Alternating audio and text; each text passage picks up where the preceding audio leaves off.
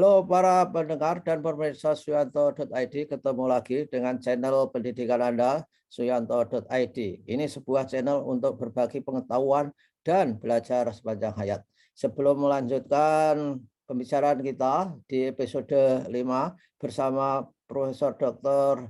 Ali Saukah, Guru Besar Universitas Muhammadiyah Kalimantan Timur, jangan lupa Anda semua melakukan klik subscribe supaya Anda tetap mendapatkan video-video terbaru dari Suyanto.id. Nah, kali ini kita masih berbicara mengenai AKM, Assessment Kompetensi Minimum, dalam konteks reliabilitas, validitas, dan washback effect, dan sebangsanya itu. Kita sapa dulu narasumber kita. Assalamualaikum warahmatullahi wabarakatuh, Pak Ali.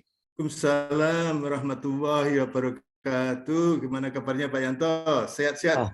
Alhamdulillah sehat walafiat. Pak Ali juga saya lihat nggak usah ditanya pun saya tahu Pak Ali sehat walafiat. Tampilannya.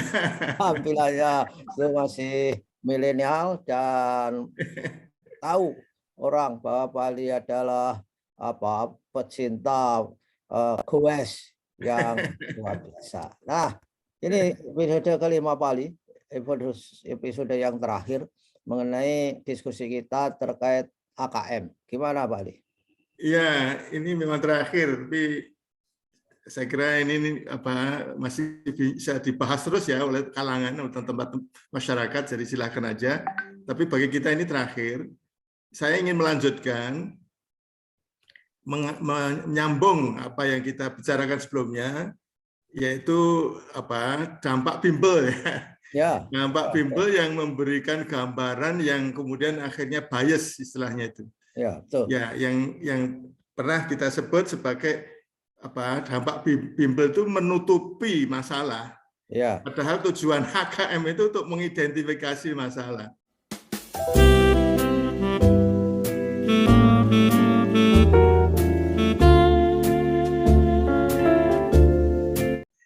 Assessment for learning itu kan mengidentifikasi masalah yang kemudian menjadi balikan, menjadi masukan untuk peningkatan mutu pembelajaran. Mutu guru mengajar, mutu peserta didik untuk belajar. Nah, itu yang kita sebut bimbel harusnya dilarang gitu, karena itu menutupi masalah sehingga kemudian tujuan AKM itu tidak lagi akan bisa tercapai. Yang kemudian kalau mau istilahnya itu galak, itu mengatakan AKM menjadi mubazir. Gitu. Ya, ibarat. Nah, yang sekarang ini terkait dengan masalah pengambilan sampel. Ya, ini nggak tahu ya sebetulnya yang akhirnya mengambil sampel itu siapa. Siapapun yang mengambil sampel, apakah itu pusat, apakah itu dinas, apakah itu sekolah. Ya, ini harus betul-betul menggunakan kaidah-kaidah keilmuan gitu ya. Kaidah keilmuan itu pengambilan sampel itu betul-betul harus mewakili populasi. Nah, untuk mewakili populasi, pengambilan sampel itu harus random, harus acak, menggunakan kaidah-kaidah pengacaan yang sudah tersedia gitu. Ya, dan semua siswa memiliki peluang yang sama untuk bisa dipilihkan begitu. Betul, itu yang namanya random itu. Ya, tetapi selentingan gitu, enggak tahu selentingan ini benar enggak. Ya. Ada kabar beredar bahwa dihimbau gitu, himbauan agar kemudian hasil AKM itu menunjukkan pokoknya satuan pendidikan itu baik-baik saja. Ya, baik gitu ya, ingin baik gitu ya, ingin tampak baik gitu ya. Kalau ingin tampak baik, ada kecenderungan yang dipilih itu adalah siswa-siswa yang baik. Ya, sehingga itu bias sekali. Itu namanya nanti overestimated gitu. Jadi dianggap baik padahal tidak baik. Ini kan membohongi. Siapa yang dibohongi? Diri sendiri. Padahal sebetulnya implikasi atau hasil dari AKM ini akan sangat menguntungkan buat satuan pendidikan, karena kalau ada apa-apa maka akan ada bantuan. Ya, paling tidak bantuan bagaimana, katakanlah misalnya bagaimana guru bisa mengajar lebih baik, sarana prasarana yang kemudian menjadi hambatan buat siswa, buat peserta didik untuk belajar itu kemudian diperbaiki, ditambah. Ini implikasinya akan ke sana. Sehingga kemudian kalau tadi itu dipilih-pilih yang bagus, ini betul-betul sangat merugikan satuan pendidikan itu sendiri. Nah, ini betul Pak Yanto, saya itu dengar itu, waduh, ini pencitraan lagi nih. Padahal sebetulnya kita ini kan enggak usah lah pencitraan itu. Ya itu ibaratnya orang gadis bersolek terlalu banyak dempul wajahnya Pak Ali. Iya. Setelah disunting kemudian yang menyunting kecewa gitu. Padahal di balik dempul itu banyak jerawat, banyak flek. Jadi setelah disunting yang nyunting ini kecewa gitu. Mau dikembalikan kemana? Ya, ya, ya. Ya betul Pak Yanto, ini serius sekali. Jadi betul-betul harus ada kesadaran apa adanya, karena apa adanya itu kemudian orang akan tahu bahwa ini perlu bantuan. Pemerintah ini akan hadir gitu menurut saya. Pemerintah harus hadir kalau kemudian ternyata setiap pendidikan satuan pendidikan itu memang perlu bantuan karena dipotret dari realita yang sebenarnya dari AKM. Itulah tujuan assessment for learning. Ya, kalau enggak dan culturally itu memang nggak gampang Pak Ali, karena orang-orang kita itu belum bisa menjadi dirinya sendiri. Kalau di Amerika kan anak kecil sejak kecil diberitahu be yourself. Jadi implikasinya bisa juga mengatakan be your school, nggak bisa. Jadi maunya itu adalah bahwa tampak baik itu penting, pencitraan itu. Jadi oleh karenanya desainnya KM itu harus mempertimbangkan hal yang seperti itu seharusnya. Itu ya betul. limitasinya itu. Betul. Ya. Pak Yanto, tadi sebetulnya saya mengatakan begitu itu terkait dengan masalah sampel ya. Tetapi kalau kemudian selintingan berita yang mungkin benar itu karena sejarah mengatakan begitu, bahwa kepala sekolah tidak ingin tampak jelek, guru tidak ingin tampak gagal, pimpinan ya pemerintah daerah tidak ingin daerahnya itu terlihat jelek. Ini dulu waktu ujian nasional dampaknya luar biasa, yaitu kemudian adanya kecurangan-kecurangan yang sistemnya. Ini selain tadi masalah sampel yang kemudian diambil yang terbaik-baik saja, itu saja masih dimaklumi dalam artian ini melanggar keilmuan saja. Tapi begitu kemudian masuk wilayah kejujuran, ya, kecurangan, ini kriminal ini. Ya betul. Sampai karena itu berarti kan mencuri itu, mencuri, nyontek itu kan mencuri. Ya betul. Ya itu sampai bahwa karena semangatnya untuk baik, maka ingin mendapatkan soal sebelum diteskan. Soal saja ketika saya masih di Jakarta itu kan harus dikawal polisi Pak Ali. Melibatkan polisi digembok banyak gembok di ruang tertentu, dijaga seperti layaknya menjaga cash di bank itu Pak Ali. Ya, luar biasa. Itu karena adanya kecurangan sistemik gitu ya. Ya betul. Nah, jadi sekali lagi Pak Yanto, sebetulnya kalau dari segi keilmuan itu bisa saja mereka itu tidak paham, mungkin ya, yang kemudian tidak melakukan pengacaan ya, pengambilan sampel secara acak. Tapi kalau kemudian itu dasarnya karena himbauan bahwa hasil AKM harus bagus gitu. Wah, itu luar biasa dampak negatifnya itu Pak Yanto. Jadi betul-betul itu menyalahi, dan ini salah satu yang contoh konkret saja. Kalau misalnya katanya ini dikumpulkan dalam satu tempat, ya kan berbasis komputer ya, dikumpulkan dalam satu tempat, itu kemudian dibiarkan saja mereka tanya nyontek temannya, buka-buka buku, tanya-tanya, bahkan bisa juga tanya pada orang lain, karena ini kan online itu bisa saja komunikasi dengan orang lain. Nah, kalau ini kemudian tidak seketat yang seharusnya dilakukan oleh pengawas, ini termasuk kecurangan yang kemudian tadi kalau disebut ini masalah validitas, masalah reliabilitas, masalah dampak washback effect yang negatif, itu campur aduk itu. Ya, jadi sekali lagi jangan sampai ada persepsi bahwa hasil AKM harus bagus, enggak. Ya. Harusnya diubah menjadi hasil AKM harus betul-betul menampilkan profil yang sebenarnya yang ada di setiap satuan pendidikan. Ya, ya, ya, ya. Itu memang itu perlu Pak Ali. Kalau AKM harus apa adanya itu perlu kadar keimanan yang kuat sekali. Iya, pendidikan karakter Pak Yanto. Ya,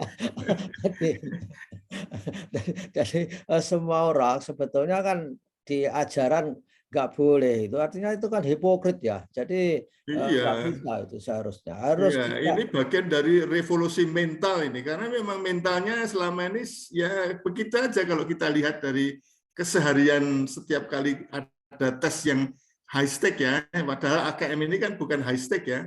Begitu Ya, Pak Yanto mengenai dampak bimbel, kemudian sekarang ini dampak pengambilan sampel yang kemudian tidak dilakukan secara acak, tapi juga kalau itu disebabkan oleh himbauan yang mengatakan bahwa AKM harus hasilnya bagus, itu tidak hanya pada waktu pengambilan sampel yang kemudian tidak menggunakan acak, tapi pelaksanaannya ini. Jadi dengan begitu tidak akan ada yang percaya pada hasil AKM. Kalau tidak ada yang percaya dan kemudian kalau toh itu dipercaya, tapi misleading ya, menyesatkan, waduh, itu ya, pemborosan luar biasa Pak Yanto. ya, ya, ya. Tapi Nah, yang terakhir Pak Yanto, yang tidak kalah pentingnya adalah bagaimana mengembangkan soal-soal AKM. Dan ya, ini kan tidak hanya dilakukan pada tahun 2021 saja. Tentu kalau sudah menjadi kebijakan, itu mestinya kan berlanjut. Ya, berlanjut itu ya bertahun-tahun tentu ya. Kalau ya, dianggap sebagai sesuatu yang bagus, itu ya harus menjadi policy bertahun-tahun. Jangan hanya untuk tahun ini sebagai uji coba atau apalah gitu.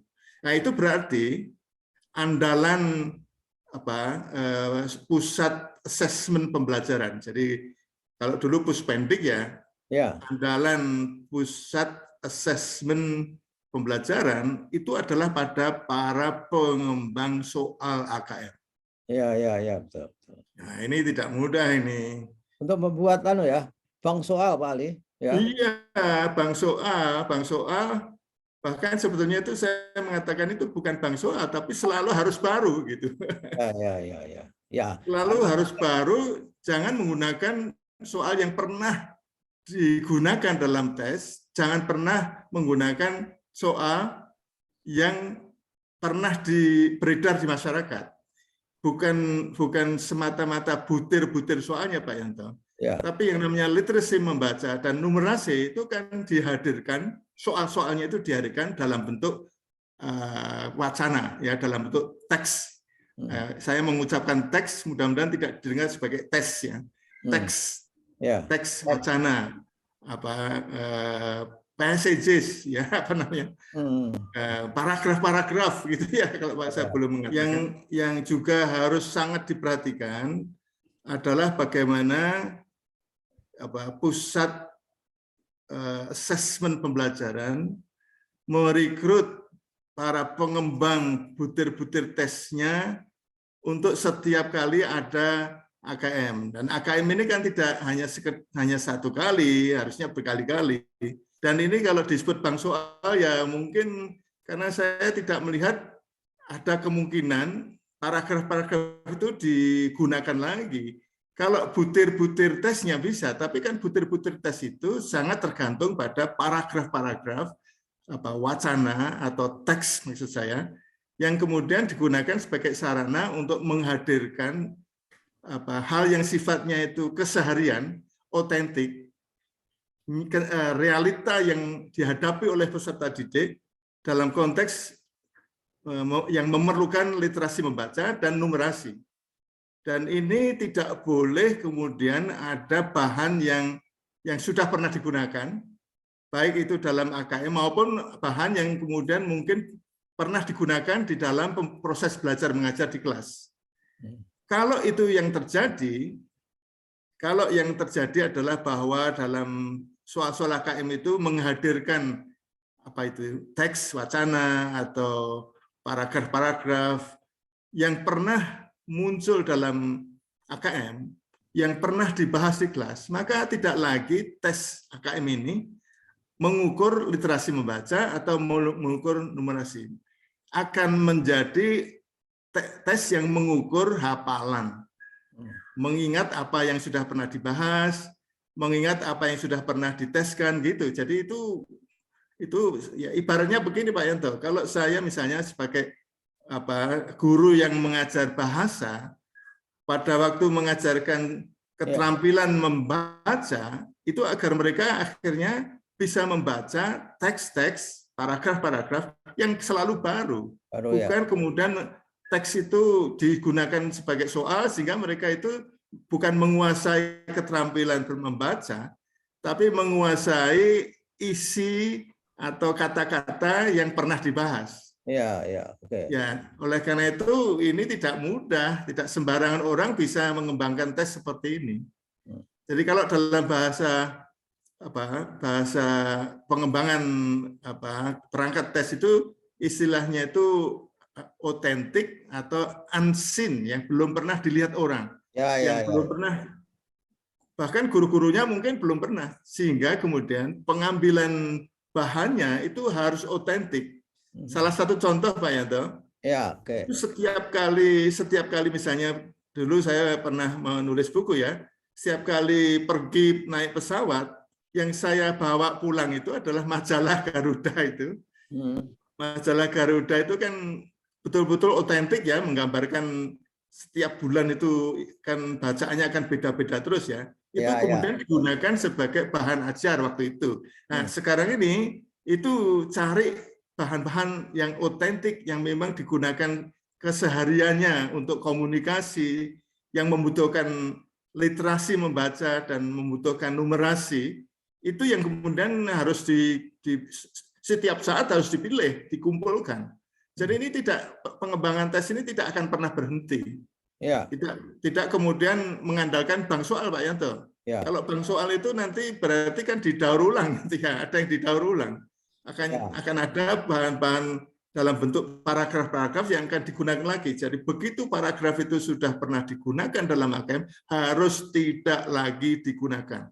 Kalau digunakan lagi, maka tidak mengukur literasi membaca, tidak mengukur numerasi, tapi mengukur penghafalan, kemampuan menghafal, mengingat, dulu pernah dibahas, dulu pernah muncul, dulu jawabannya seperti apa. Begitu Pak Yanto, ini tidak mudah ini merekrut seperti itu. Yang mudah-mudahan bisa lah. Jadi selalu di selain kegiatan ya, kalau saya boleh mengatakan pada teman-teman yang ada di pusat asesmen pembelajaran, selain memilih merekrut, mencari orang-orang yang memang paling tepat untuk menjadi anggota tim pengembang soal AKM, tapi juga harus ada pelatihan-pelatihan, harus ada coaching yang kemudian betul-betul wanti-wanti gitu ya, untuk setiap anggota tim pengembang soalnya itu selalu melirik bahan-bahan yang setiap saat bisa digunakan untuk menjadi konteks dari butir-butir soalnya. Ini penting sekali Pak Yanto. Ini yang termasuk validitas juga Pak Yanto. Ya saya kira ya, dan sebenarnya dilematis ya.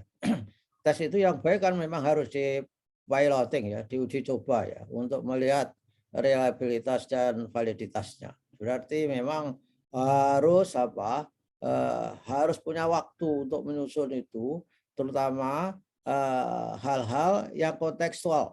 Kemudian mungkin yang normatif ada juga Pak Ali, tinggal yang universal gitu, normatif universal tentang literasi ataupun numerasi, misalnya numerasi, tinggal mengganti konteks wacananya saja. Nah, itu termasuk solusinya, sehingga kemudian mungkin tidak didaur ulang begitu saja, tapi ada semacam adaptasi, Pak Yanto.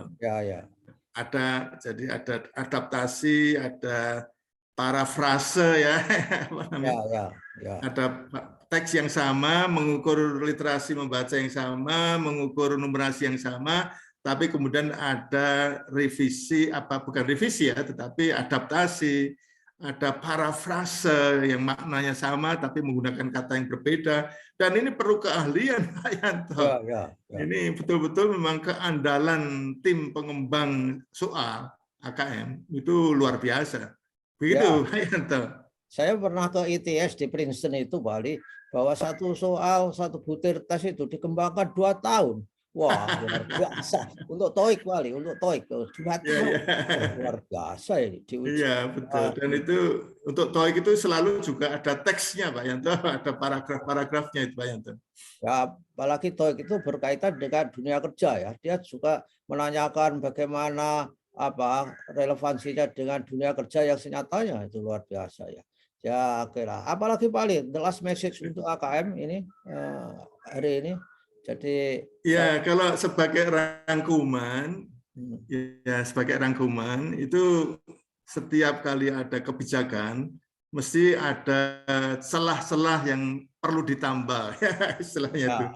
Ya, jadi saya tidak ingin mengatakan bahwa tidak perlu lagi AKM, enggak, saya tidak akan mengatakan gitu.